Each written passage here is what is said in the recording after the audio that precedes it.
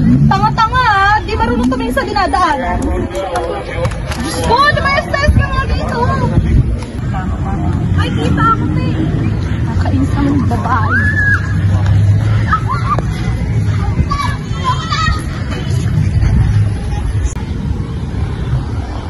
Hello? Ariel? Asan ka na ba? Ang tagal-tagal mo naman kumilos. Kanina pa ako naghihintay dito sa'yo ah. Oh, nangyari sa'yo? Ba't basang-basa ka? Eh ikaw, kanina pa kita hinihintay diba? Bakit ang tagal-tagal mo? Ano nangyari dyan? Kasi may nakasalubong ako dun kaninang babae, nakakainis. Binanggaan niya ako, may dala siyang ano. Tanga-tanga kasi tumitingin sa dinadaanan eh. Ikaw rin kasi di ka mag-ingat. Tara na nga. Tara na nga. Tama na. Okay, sa akin.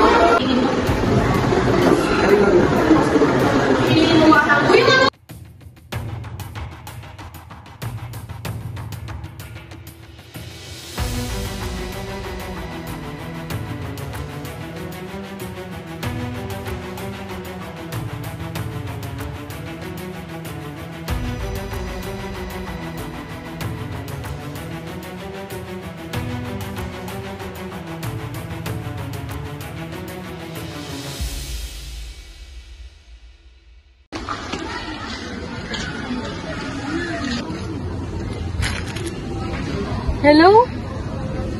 Asan ka na ba? Kita dito makita eh. Go. Ano ba yan? Nandito ako. Sa tapat ng picnic area.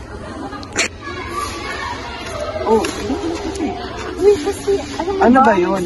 May sasabihin natin Kaya punta pa ako dito. May sasabihin natin. Naalala mo yung tinuro ko sa'yo nung sa classroom? Oh. Yung babae. Hmm. Kasi one time, nung kaibigan kong lalaki, pumunta kami ng bar kasi inaya niya ako, birthday ng isang kaibigan. So inaya niya ako, invite niya ako. Pagpunta namin doon, nakita namin yung babae na yun. Tapos nagsiserve siya ng ano, kala ko talaga, waiter lang siya. Pero hindi, kasi nakita ko na nagsikat pala sila ng kaibigan ko. Tapos nagsiserve siya ng nudes.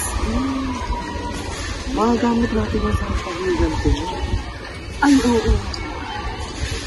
Ano? Ngayon, ang gagawin natin. Gagawa na tayo ng fake. Tapos, tsaka natin siya tapos magbabayad tayo. Tapos, mapakalat natin yung sa buong school. Para makabawi Pwede natin gamitin blackmail sa kanya. blackmail muna, tsaka natin, gantihan. Ganon. Sige. Ngayon lang, tara.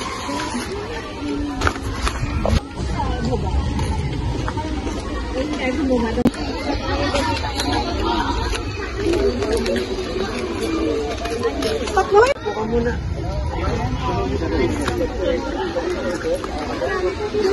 May gusto ka palang kumigano sa'yo. Ala, sino po? Ay.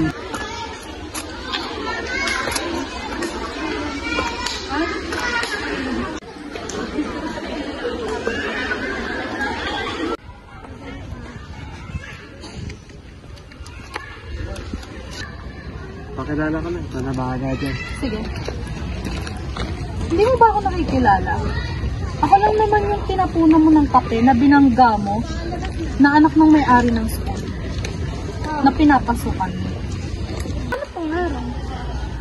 Sa tingin mo ba papalampasin ko yung ginawa mo sa akin pagtapos mo akong tapunan? Alam mo ba kung gaano kamahal yung damit na yun para tapunan mo na ng kape? Alam mo ba kung gaano kamahal yung damit na yun? That's worth 100K. Kaya simula ngayon, lahat ng sasabihin ko, gagawin mo na. At kung hindi ko naman gagawin yan, ano mangyayari? Ayaw mo gawin. So ipapakalat ko na lang sa campus to.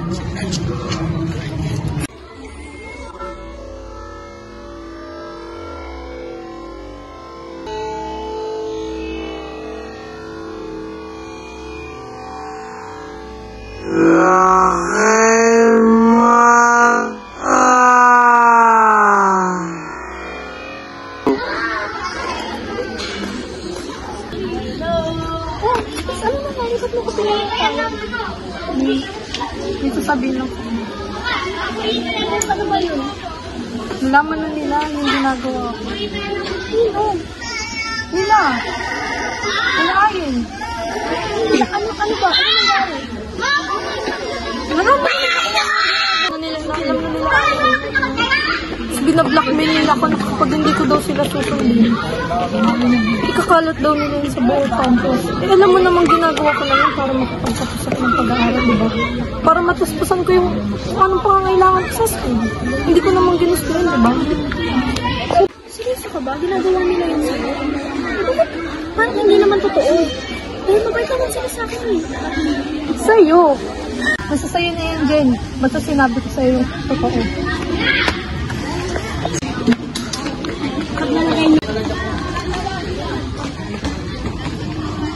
Hello?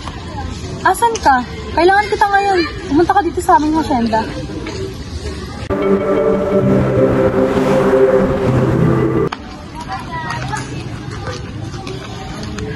Oh. Bakit ang tagal mo? Na-traffic po kasi ako. Ganun ba? Okay. So, anong gagawin ko? Sige na nga. Oo nga pala.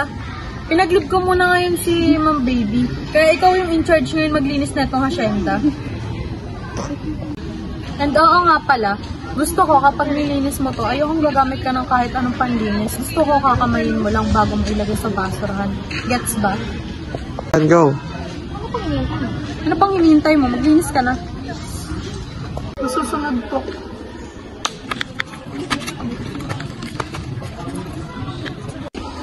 Ate!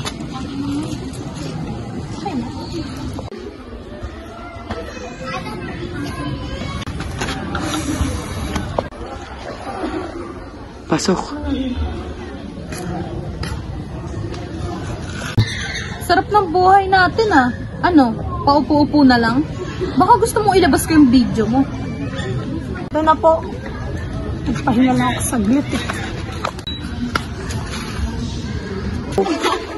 Sobra na po kayo. Alam ko namang may mali ako. Pero bakit kailangan niyo pa akong gantuin? Pinapahirapan niyo na nga ako, sinasaktan niyo pa ako. Di mo alam na ginagawa ko lang to para sa sarili ko. Para makapag-aral ako. Tapos ginaganto-ganto mo ako.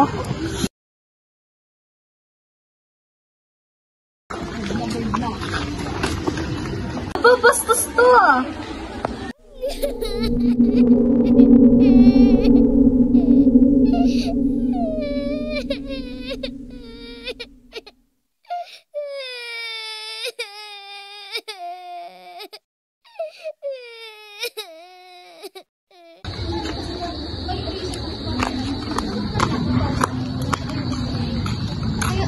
para magkano na naman yung